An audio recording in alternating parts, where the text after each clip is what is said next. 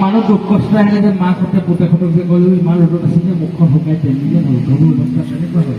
আমি কোৱা নাই, শ্ৰীমদ ভাগৱতে কৈছে, নাই অন্নপান ভোকে যায় দিন এই সন্তাপে মুখ মলিন কৃষ্ণৰ চৰণ স্মৰীয়া উদ্ধৱে কহিতে কৰে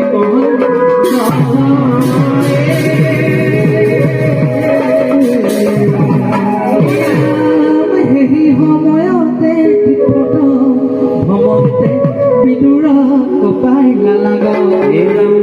মহাভক্ত উদ্ধৱ কোনফালে যাব তেওঁ কোনো স্থিৰতা নাই। তেওঁ অস্বাভাৱিক মানুহৰ নিচিনা হৈ পৰিলে। তেওঁ আচৰণ বা নিত্য নৈমিত্তিক কৰ্মবিলাক স্বাভাৱিক যেন নোহোৱা হ'ল। অনাই বনাই ঘূৰি ফুৰিছে, খাবলৈ এৰিলে, পিন্ধিবলৈ এৰিলে, নিত্য নৈমিত্তিক কৰ্ম এৰিলে। এজন সাধাৰণ মানুহৰ যিবিলাক আচৰণ, সেই আচৰণবিলাকৰ ওপৰত তেওঁ আচৰণবিলাক বেলেগ হ'বলৈ ধৰিলে। অকণমান ভোক ভোকাই কান্দে, আকৌ ভাল হয়, আকৌ হয়তো হাঁহে, তেওঁ আকৌ কান্দে। তেনেকুৱা এটা অৱস্থা। এইপিনে কি হৈছে, যমুনা নদীৰ পাৰত আমি যদি সঁচাকৈ কল্পনা কৰি চাওঁ, মহাভক্ত বিদুৰ আহি উপস্থিত হৈছেহি, তীৰ্থ ভ্ৰমণ কৰি বিদুৰে আঁতৰৰ পৰা দেখিছে নিশ্চয় সেয়া বহুদিনৰ আগতে এৰি থৈ যোৱা পৰম বান্ধৱ উদ্ধৱেই হ'ব। উদ্ধৱক দেখাৰ লগে লগে বিদুৰটো স্বাভাৱিক কৃষ্ণ কথা চিন্তা কৰি সৎসংগ লৈ তীৰ্থ ভ্ৰমণ কৰি আহিছে।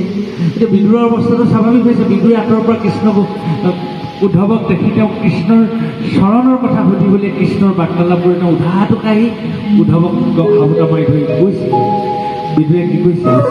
তেতিয়া বিদুৰক উদ্ধৱে কৈছে, শুনা হে বিদুৰ, হে প্ৰাণৰে বান্ধৱ, প্ৰভু ইয়াত না হেৰি নৰলীলা বৈকুণ্ঠে চলিলা, হেৰি নৰলীলা বৈকুণ্ঠে চলিলা, হেৰি নৰলীলা বৈকুণ্ঠে চলিলা, হেৰি নৰলীলা বৈকুণ্ঠে চলিলা, ভোকে প্ৰাণ ফুটি